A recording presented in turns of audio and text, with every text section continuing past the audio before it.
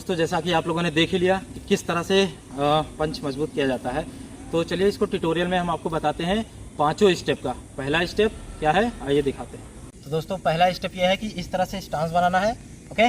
फिर यहाँ से पंच को रखना है, फिर हाथ को खोलना है, इस पर थोड़ा सा पुश करना है, बहुत ईजिली पुश करना है, बहुत तेज़ नहीं मारना, आराम से बिल्कुल। यहाँ से ये करना है, फिर पंच से रखना है, फिर हाथ पंजा रखना है, फिर पंच रखना है, फिर हाथ रखना है। इस तरह से कंटिन्यू कम से कम 25 बार लगातार करना है। ये हो गया पहला स्टेप, ओके। अब आते हैं दूसरे स्टेप पे आते हैं। दूसरे स्टेप पे ऐसे पुशअप में आना है, ओके। इस पर पुशअप लगाना है 1, ओके, फिर 2, फिर 3, फिर 4। इस तरीके से पंच पे दबाव बनेगा। जिससे दबाव बनेगा तो यहाँ पे हड्डी जो है उस पर चोट नहीं लगेगा। धीरे धीरे करके मांसपेशियाँ और हड्डी एक दूसरे से जुड़ के यहाँ पर मजबूती बनाएंगे। और झटके से आप करेंगे तो फिर नहीं होगा। पहला स्टेप जैसा होगा, स्टेप बाय स्टेप करेंगे तो फिर पंच सही से मजबूत होगा, नहीं तो यहाँ की हड्डियों में चोट भी लग सकती है, इससे बाद में प्रॉब्लम होगी। तो स्टेप बाय स्टेप जो मैं बता रहा हूँ उस प्रकार से करना है ताकि यहाँ पर हड्डी और मांसपेशियाँ ये स्मूथली धीरे धीरे मजबूत हो, झटके से नहीं। तो ये दूसरा स्टेप हो गया। अब आते हैं तीसरे स्टेप पे गाइस।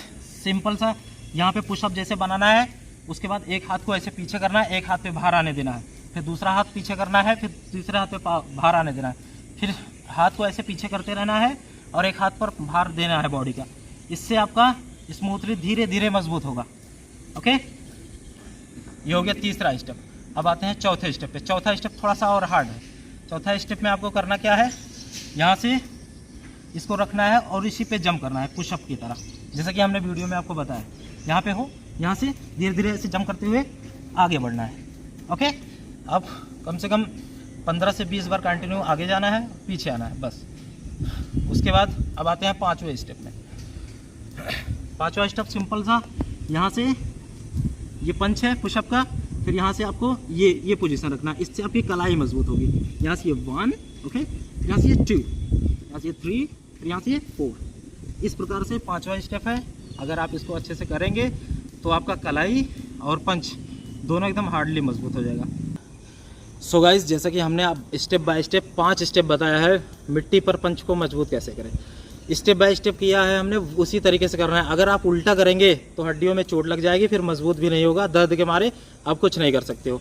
तो पहले नॉर्मल एक्सरसाइज, फिर थोड़ा सा हार्ड, फिर थोड़ा सा हार्ड, फिर थोड़ा सा हार्ड, धीरे धीरे स्टेप बाय स्टेप थोड़ा सा हार्ड की तरफ बढ़ेंगे, जिससे हमारी मजबूत पंच अच्छे से हो जाएंगी। तो पंच को मजबूत करने के लिए 5 स्टेप आप अच्छे से करिए, स्टेप बाय स्टेप आप तैयार करिए, पंच एकदम लोहे जैसा हार्ड हो जाएगा। तो अगर ये वीडियो आपको पसंद आए तो ज़्यादा से ज़्यादा शेयर करें, लाइक करें, चैनल को सब्सक्राइब करें। Thank you.